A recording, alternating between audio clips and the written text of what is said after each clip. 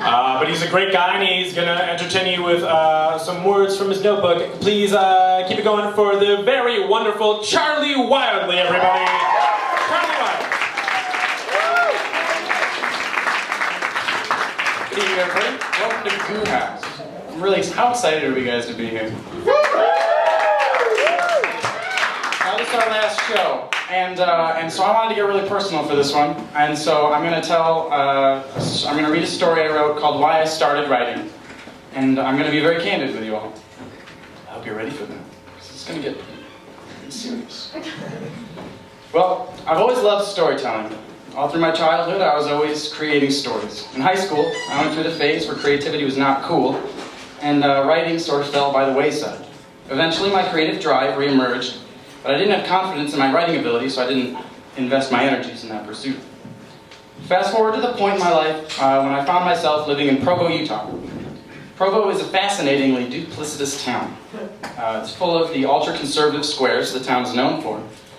But underneath the glimmering Mormon facade percolates a vibrant, rebellious community of artists and anarchists. I nestled in with that subversive crowd, but I was forced to live in that whitewashed culture that blanketed the town. Of course, I was hopelessly out of place there. I spent my whole life as an outsider in some way or another, but at no point was it as clear as during this phase. I truly was not one of them, whatever that means. In this time, two of my dearest friends were guys who had grown up in Provo and knew, even better than I, about the filth and hypocrisy inherent to that culture. They'd learned not only how to survive in it, but they'd learned how best to thrive artistically despite it. Both were passionate writers. In my time with them, we discussed just about everything. Film, music, literature, and especially religion, and how shitty and backwards the community in Provo could be, and how it poisoned those who weren't careful.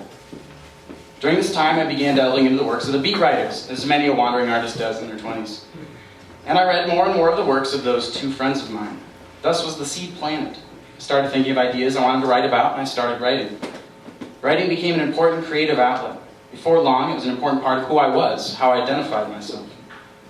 I poured myself into it. Of course, most of what I wrote at first was shit, but I think the Russians have a phrase about the first few pancakes always being messy or something. We can ask Vasya about that after the show. Life became inspiration for writing, and writing was a reflective record of life. Poetry, with its abstract syntax, allowed me to articulate thoughts and feelings I couldn't otherwise understand. More and more, wordsmithing came to occupy my thoughts, my time, and my desire.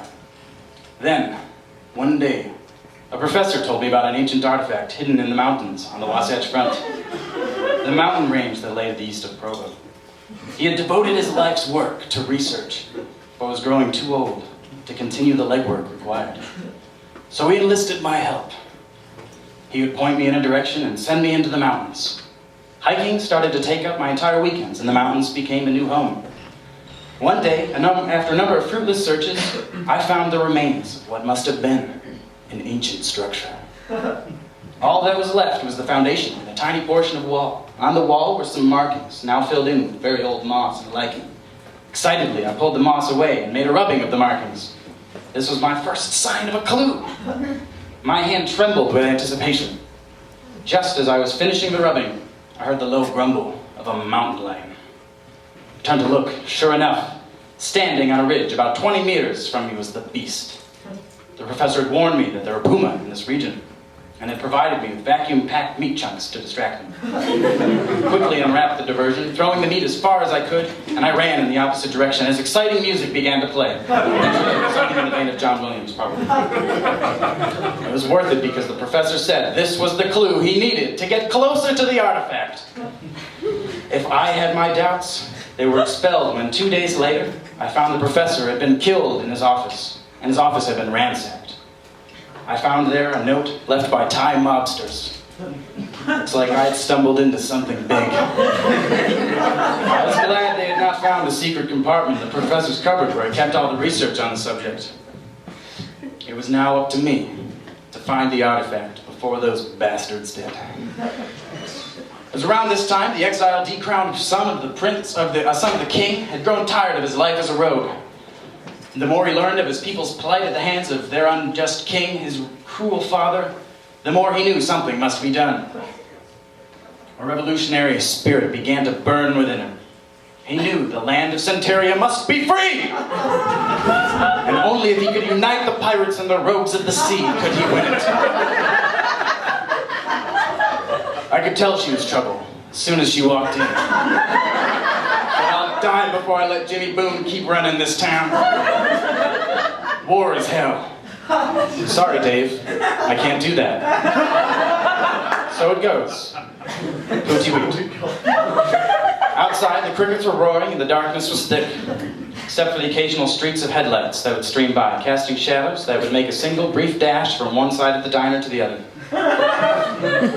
So writing became my thing. Because what I thought of it became what I thought about, became what I wanted to do. It was a reason to go out or a reason to stay in. In front of an audience, my writing becomes something new to each reader or each listener. Hopefully it comes alive. Hopefully we all have a good time. Thanks for listening. Thanks for coming out to Goo House.